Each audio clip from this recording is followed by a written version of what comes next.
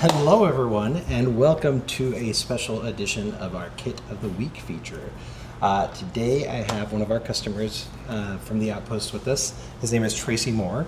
He is a journaler and a bookbinder, and he's got some incredible journals that he's going to share with you, but we wanted to bring him on board to sort of talk about his Kit of the Week and show you just how cool all of his stuff is. But Tracy, you want to do a quick intro? I'm sure that didn't do it justice. Did it fine. Yeah, I'm a bookbinder. I like making books all the time, and I've been journaling for probably about 40 years or more. So when we stumbled into the store, it was quite the find in Seattle, and we love it. You guys have got great stuff. And so for me, it's part of my life. I'm still working in construction, fire protection. But what I do between meetings and at night and on the weekends with my wife and my kids growing up was always go to bookstores and journal and just express our creativity through doodling and sketching and writing, that kind of stuff. Very cool. Now, do your coworkers know about your secret identity? You know, I kept it very secret for a long time, and honestly in 2007-8 when the recession hit, I couldn't find a notepad to take to a construction site. I was bidding a job, and I brought in my journal, and my journal actually got me the job because the guy that was bidding it was like, oh, what's that thing? That's unusual. It's very non-typical to see a construction guy with a metal book, you know. So after that, I kind of melded the two together for quite a while and wasn't quite so secretive about it because I feel everybody's creative in some respect. I mean, people got phone doodles. They don't want to admit it, but they are. Yeah, that's cool. That is awesome. That's awesome that got you the job. Well, cool. Well, let's go ahead and take a look at your kit. I see some very impressive journals here and some awesome pens and pencils. You want to take us through what you got? Yeah, so you guys asked kit, and I do have a pretty crazy kit that I carry around, and I kind of have two. I have a big one that I carry around most of the time because we do a lot of time at the bookstore, the coffee shops, which is this one here. And this is actually small compared to most of mine are pretty big. And then I carry a lightweight traveler's journal around for when I don't want to have my big bag of stuff. So this particular journal I made to carry my favorite pens on it. And I always have a pencil. I don't do a lot of pencil sketches anymore. I really like the stark nature of pen and ink. I love this one, which is the Sailor, I don't know how to say it, Fude. Fude nib. It's like a Mannen, I think is what it's called, but it's got a Fude nib, which is pretty cool. This is, I don't know if they can see it, but this is the bent nib. Camera. So this is a 40 degree, which is my favorite. They do make other nibs. 60 degrees is the other one, I think, which I have. So I like that one, and I mean, just to pick two out, this is really simple, but this Hi-Tec-C 0.25 is the finest that I could find in this pen. I've been using it forever. And partly because a lot of my journaling has to do with just doodling. And so if I'm sitting doodling on something like this, this little pen, I can come in and just make little circles and I can have a conversation with somebody. So I do a lot of social journaling where I'm out with other people and I can be drawing or writing until somebody starts talking, and then I can go to sketching and doodling and, doing cross hatching and stuff. And this little pen is great for that. Whereas, that's amazing. This one, it's like this is a lot of this little pin and then a lot of the fatter pin around the outside. Let me get over here.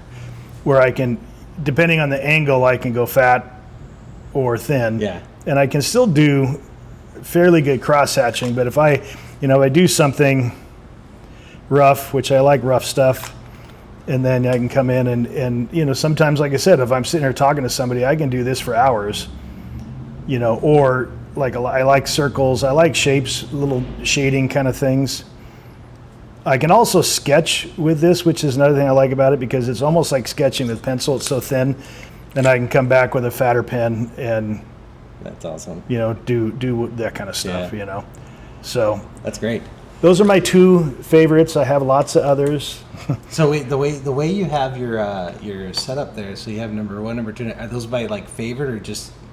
No, I just made this holder with different thicknesses, and then I find pins that fit them, and they happen to be like, okay. So, there's no rhyme or reason to that. Gotcha. Well, it's still pretty cool. So you showed us your Sailor Fude, you showed us your Hi-Tec. What else in your pencil, I think you showed us? It's a Rotring. Yeah, this is a Rotring. Oh wait, It's a Mitsubishi, it's a actually. Mitsubishi. Yeah. It looks like a rotary. It's kind of cool. And honestly, the only reason I pick pens or pencils, is if they look cool. Yeah, that looks cool. And I think I saw a fountain pen, a TWSBI, was it? Well, the TWSBI I love. I just got this thing, and I just like the look of it. Plus, I don't know, I have old TWSBIs that didn't have the twist tightener. This tends to stay nice and wet all the time. I don't have to loosen it up or anything, so I love this pen. Do you sketch with it? Like, do you make sketches with the fountain pen? I do. Very cool. So that's my other thing. I like permanent ink. Yeah. I love colored inks, and I have a ton of colored ink, but I really like to go over this stuff with colored, like the clean pens and things. Clean colors. Clean colors, okay. So once something is dry, which this isn't, I can color it in with these or watercolors or anything else. And I just really like doing that. And if I have a non-permanent ink, it just smears. Yeah, it's like a watercolor, essentially. And then you have one left. I think that's a Tom Studio, This is a Tom Studio, which I really love this pen, too. It's got a thicker nib than I normally like. I tend to like thin, but it's a really great nib. I like it. I like the compactness of it. And that has a permanent ink as well? Yeah, as much as possible, I load these with refillable. Yeah. And I just fill them up with the ink that I want. Very cool. Now, you mentioned going out and being social with your journal. Now, is it, for you, the analog aspect of journaling and doing that, like, is that something that helps you sort of like unwind? Is it something that's relaxing for you? Is it a social thing, like, or all of the above? Yeah, all of the above. Okay. I like activity, I like social, I like people. Yeah. And the journal itself, to me, has always been a thing that starts conversations. If you're at a bar, you're at a coffee shop, if somebody else is into art or drawing or journaling, they will come over and interact with you, which I really like. My wife is more of a hermit.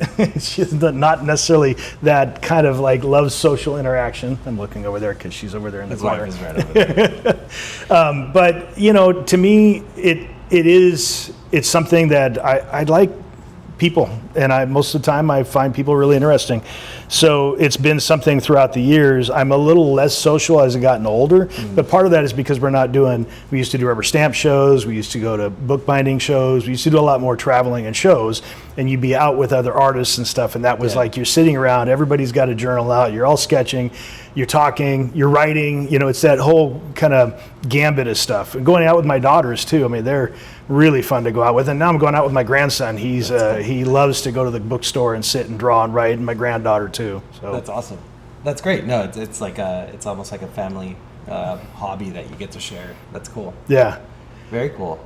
And it is very therapeutic. Half the reason I sketch the goofiness that I do is not because I'm thinking about what I'm drawing, but I like stuff that I can fill in, while I'm having a conversation with you. And so it's really, I never sat down, and I probably would be a much better artist if I actually thought, I want to learn how to draw this or draw that or whatever. But because I was running a business this whole time, a couple of businesses, this was where I went to relax. It was just something I didn't want to have to think about, so it's really messy. So you're telling me these drawings are all just like you distracted? Yes. And if with intent you'd be a better artist? Not any intent to be a better artist, no. In fact, the journal is what got me an artist. My wife and I went to high school. I was a wood builder, like a woodworker. And I wrote fiction, and she was always been an artist. She started binding books, and she gave me one, and it was so beautiful. It was hand bound. It was beautiful. It sat there for a year. I didn't touch it because I didn't want to defile it with my. That whole thing about preciousness. She finally said a year later, "I'm gonna sell it if you don't want it." Right, and I was like, and she doesn't make those threats lightly, And I was like, no, I'll do it. So I started drawing in the back of the journal because I couldn't defile the front of the journal. and then I broke up into like my writing section and my doodling section. But what I found after a year in that journal, she found it again and she said, oh, we should turn these into rubber stamp images.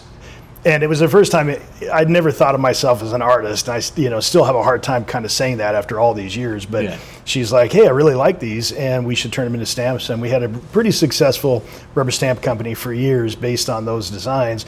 But that it still took several journals to get me freed up to where I would do something on the front page. Yeah, and almost like a declaration. Right, Yeah. But thanks to the journal, it got me drawing and sketching and being an artist. So.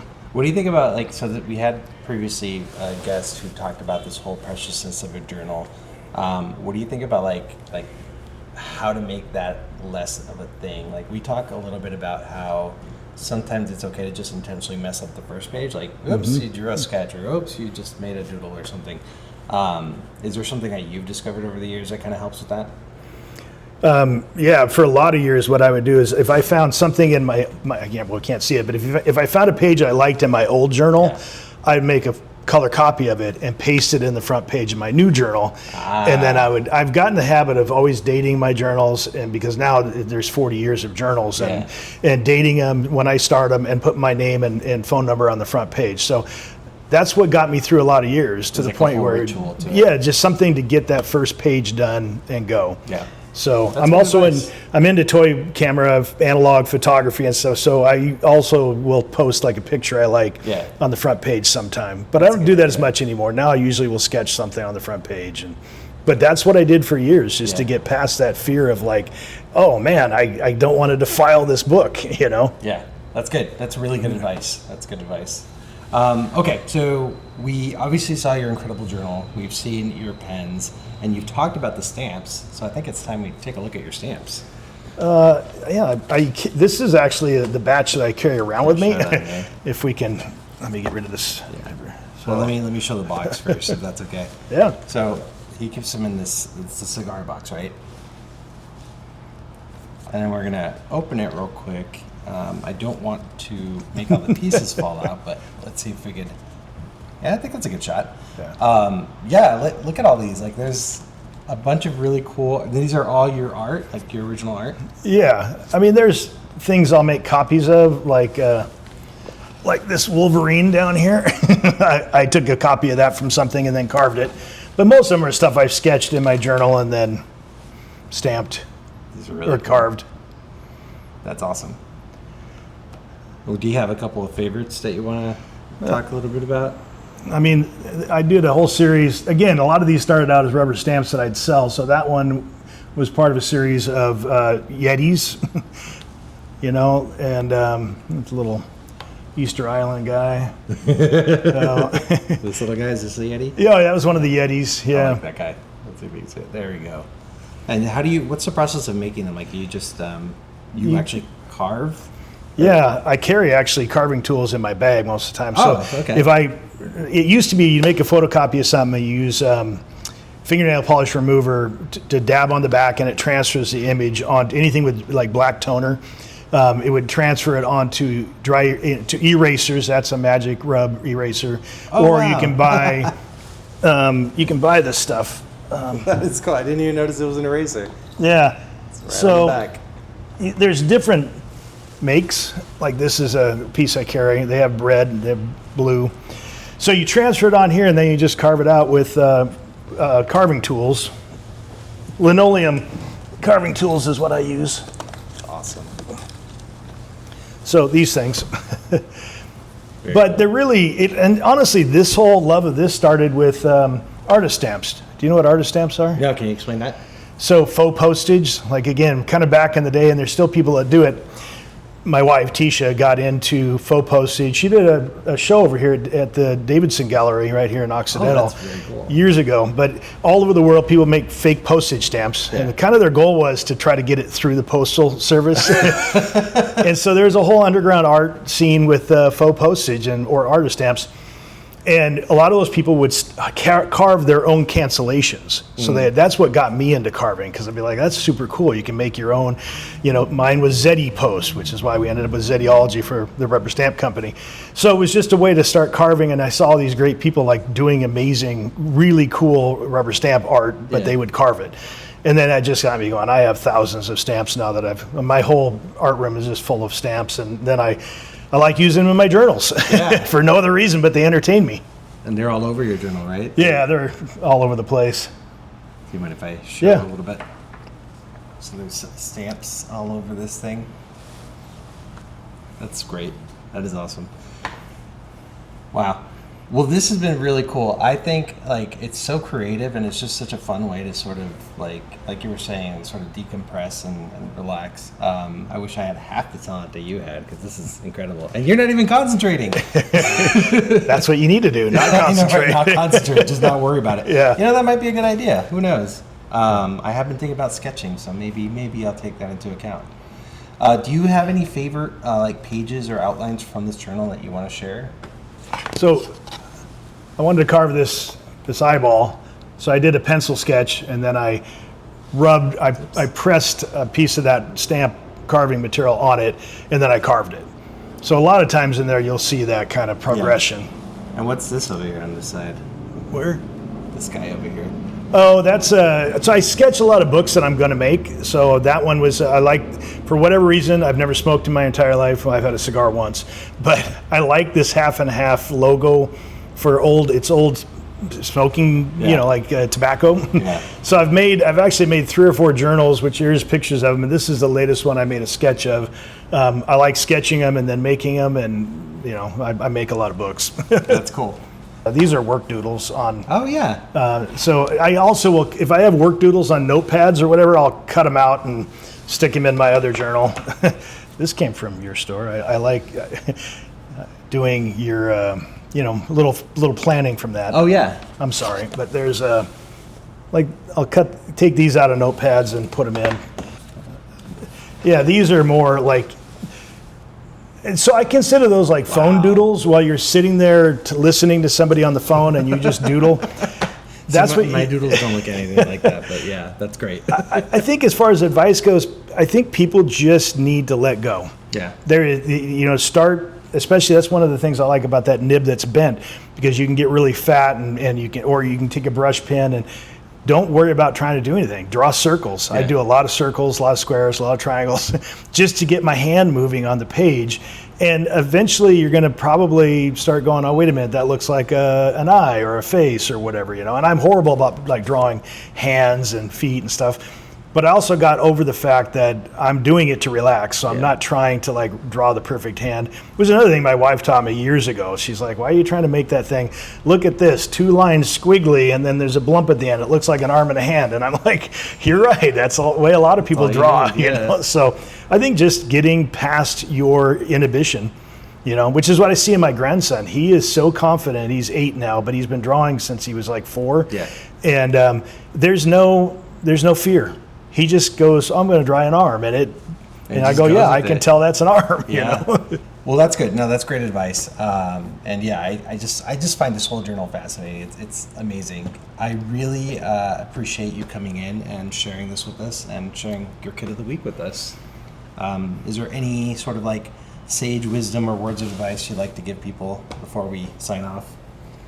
Come down. I know they don't even want me to say this stuff. It's they not don't. Paid. I promise you, we didn't. They pay don't. him. But what bothers me right now is how little independent stores that we have available to us, and especially as artists. So go find them. I mean, I'm telling you, I'm so bummed because Tisha and I used to have a studio right around the corner down here, and we loved it, but I wish you would have been here then, you know, just because, I mean, it's really nice meeting you. Meeting also other guys that are into pens and paper and stuff is fairly unique, you know, and so it's really nice. And you guys really do go out and get some of the coolest stuff that we come in. Every time we come in, we're like, oh, what's new and what's different. So it's very special, and we're lucky to have you here in Seattle. We don't travel as much as we did, but every time we travel somewhere, we'd seek out the little places that had the cool stuff that we can use and have fun with. To me, it's all about play. All our retreats, we used to have tons of retreats up in Port Townsend. We used to do retreats called Play, and they were all about that. You have to play. As adults, we need some playtime. And the journal is the perfect place to play, but you got to free yourself up to do it. Yeah, agreed. Yeah. Well, thank you. I appreciate those kind words. And yeah, if you're ever in Pioneer Square, stop by and visit us. And thank you so much, Tracy. Really appreciate you sharing all your stuff here. And we'll take it back to our regular episode. Goodbye.